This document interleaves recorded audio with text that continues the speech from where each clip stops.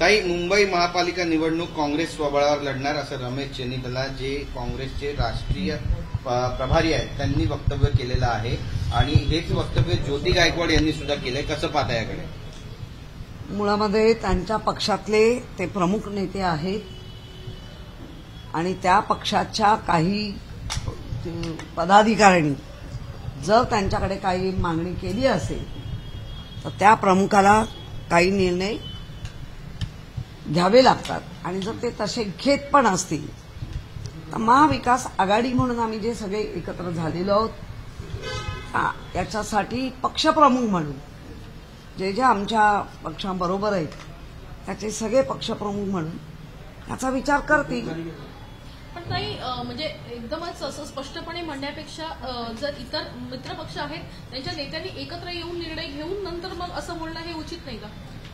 आता प्रत्येकाच्या विचार करण्याची पद्धत, मांडण्याची पद्धत ती त्यांच्या मांडण्यासाठी दिलेली त्याची घेतलेली स्वायत्ता काय आपण त्याला करू शकतो. आपल्या समोर जो प्रश्न आला किंवा आता त्याला काय उत्तर ते आम्ही आमचं बघू. पण समन्वयाचा प्रश्नही या निमित्तानं उपस्थित होतोय तर तो दिसतोय, सगळीकडे दिसतोय. तो नुसता महाविकास आघाडीतच नाही, बिहारच्या सगळ्या ह्याच्यात दिसतोय. नाही, पण ताई, राज ठाकरे यांना सोबत घेतल्यामुळे कुठेतरी महाविकास आघाडीमध्ये काँग्रेसची कोंडी झाली, कारण तो वैचारिक वाद सुद्धा आहे आणि त्यामुळे काँग्रेस स्वतंत्र लढण्याचा निर्णय घेते असं सुद्धा काही दिवसांपूर्वी हर्षवर्धन सटपाळ यांनी वक्तव्य केलं होतं. हे अडचणीचं ठरतं आणि याचा फायदा जो आहे तो महायुतीला होईल महानगरपालिका निवडणुकीत, असं वाटतं मला.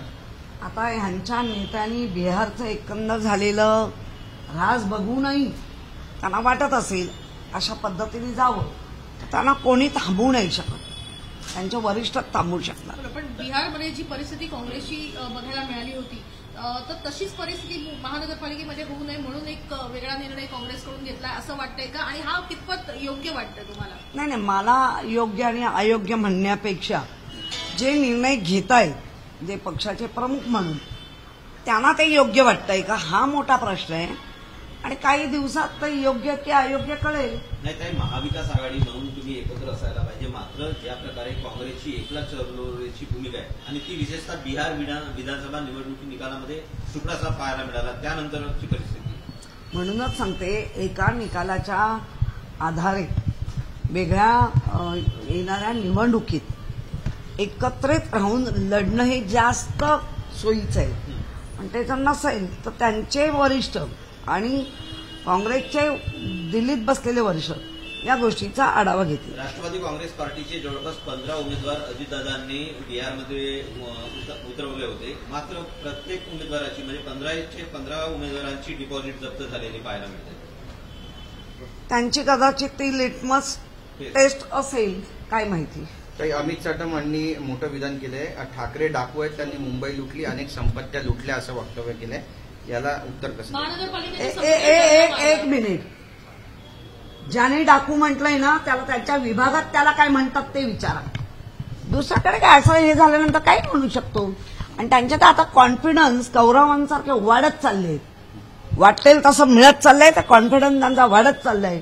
त्यामुळे कोणाला डाकू म्हणतील, काय म्हणतील, स्वतःला काय म्हणतायत बघायचंच नाही आपलं वाकून, दुसऱ्याचंच.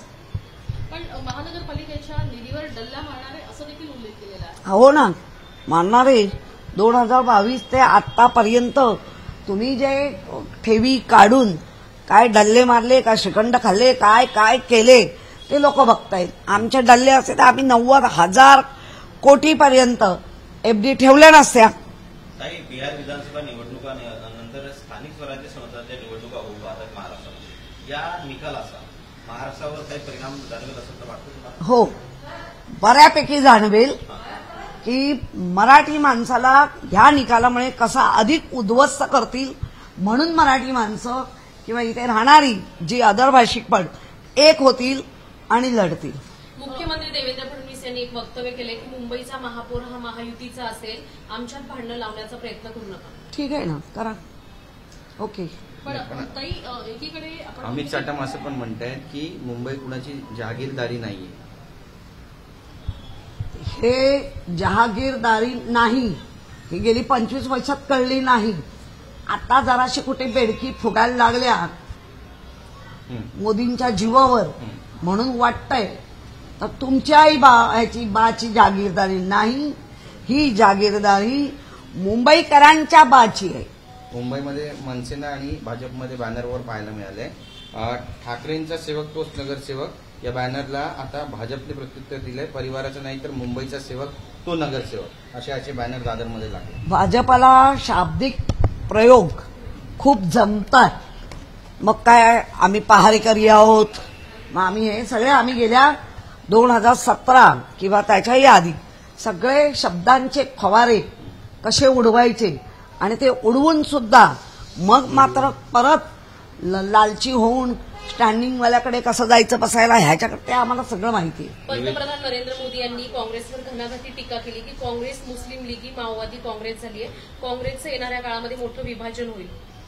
जसं शिवसेना पक्ष फोडला तसं काँग्रेस नाही. ज्या ती पंतप्रधान हे देशाचे असतात, नंतर ते कोणाच्या पक्षाचे नसतात, पण त्यांचं एकंदर सन्माननीय पंतप्रधानांचं वाक्य हे जास्तीत जास्त बीजेपीला मोटिवेट देण्यासारखं आहे. आणि अशा मोठ्या पदावर बसलेल्या कुठल्याही पंतप्रधानांसारख्या मोठ्या पदावर बसलेल्या व्यक्तींनी किमान असं वाक्य असलेल्या यांना सगळ्यांना संपवण्याची जी वार्ता आहे ती मला वाटतं चुकीची आहे. मिशन 150 असं भाजपने घोषित केलेलं आहे. दुसरीकडे महायुतीमधल्या मित्रपक्षांना त्या ठिकाणी ग्राह्य धरलेलं बघायला मिळत नाही. ते महायुती आणि त्यांचे कोण आहेत ते बघून घेतील. मिशन 400 पार पण होता, तर मिशन 229 वर आणून ठेवलं. त्यामुळे मुंबईकर आहेत, मुंबईकर बघतील मिशन चालवायची की मिशन बंद करून टाकायची. साहेब, बिहार निवडणुकानंतर निवेदिता सराफ यांचं वक्तव्य समोर आलंय, ज्याने अनेकांच्या भुवया उंचावल्या. त्या म्हणतात की मी भाजपची कट्टर फॅन आहे, या निवडणुकीचे निकाल पाहून मला फार आनंद झाला. मला ना या अभिनेत्र्यांवर काही बोलायचं नाही, कारण त्यांचं जिथे पान लागलेलं असतं तिथे आपली पत्रावळ घुसवण्यामध्ये माहीर आहे. ताई, असं वाटतं की कलाकार जेव्हा गरज असतात तेव्हा ठाकरेंकडे मोठ्या प्रमाणात बघायला मिळतात किंवा स्क्रीनची गोष्ट असते त्यावेळेस मोठ्या प्रमाणात असतात, मात्र जेव्हा निवडणुकीच्या नंतरच्या प्रतिक्रिया असतात त्या आश्चर्यकारक. नाही, सगळेच कलाकार नाही आहेत, पण ज्या कलाकारांना काही दिलं गेलं, सांगून दिलं गेलं, अधिक कलाकार पण होते पण त्यांना डावलून दिलं गेलं, मग ह्यांना बोललंच पाहिजे. आता ती निवेदिता ना सराफ, अजून त्यांना काहीतरी हवं असेल, हवं असल्याशिवाय त्या बोलणारच नाही. काय हे म्हणून टेंभुर्णे येथे एका हॉटेलच्या मालकाने अक्षरशः नग्न करून त्यांच्या मॅनेजरला मारलंय आणि तो व्हिडिओ प्रसारमाध्यमात खूप मोठ्या प्रमाणात व्हायरल होतो आहे. एकूण खूप मोठ्या प्रमाणात अशी मारहाण झाल्याचं समोर येतं आहे. लोखंडी रॉडने स्टाफच्या समोर मारहाण केलेली आहे. कसं पाहता येईल? काय बघायचं? गृहमंत्रीला विचारा हे काय पाहताय. आम्ही काय बघायचं? आमच्याकडे काय कायदा? आम्ही संताप व्यक्त करतो, दुःख व्यक्त करतो, याच्या पलीकडे काय आपल्याकडे? काही महाराष्ट्रात बिबट्याची दहशत वाढते, कसं पाहता? काल पण नाशकात बिबट्या घुसला होता, अनेकांना जखमी केलं त्याने, आणि गिरीश महाजन स्वतः ग्राउंड झिरोवर उतरले त्या ठिकाणी बिबट्या पकडायला. नाही, गिरीश हुशार आहेत, त्यांना माहिती आहे बिबट्या पूर्वेला गेलाय. मग आपण बिबट्या पूर्वेला आहे, मग आपण जरा आपण दक्षिणेला घुसूया आणि आम्ही ग्राउंड लेवलला हुशार आहे. हे बिबट्या महाराष्ट्राला त्रास का देतात तुम्हाला काय वाटतं? महाराष्ट्राचाच वाघ पळवलाय, त्यामुळे ते बिबटे चिडले, अरे असं कसं करताय? ताई, शिवसेनेची पूर्ण तयारी एकूणच स्थानिक स्वराज्य निवडणुकीसाठी झालेली आहे का? मुंबईसाठी शिवसेनेचा नारा काय असेल? ह्या नाऱ्याचं आत्ता आमच्याकडे आज किंवा उद्या 2-3 गोष्टी. मागच्या वेळेला तर आदित्याने तो नारा दिलेलाच आहे, त्याच नाऱ्याला पुढे घेऊन जा. एक शेवटचा प्रश्न, आणि शुभ बोल नाऱ्याचा आहे.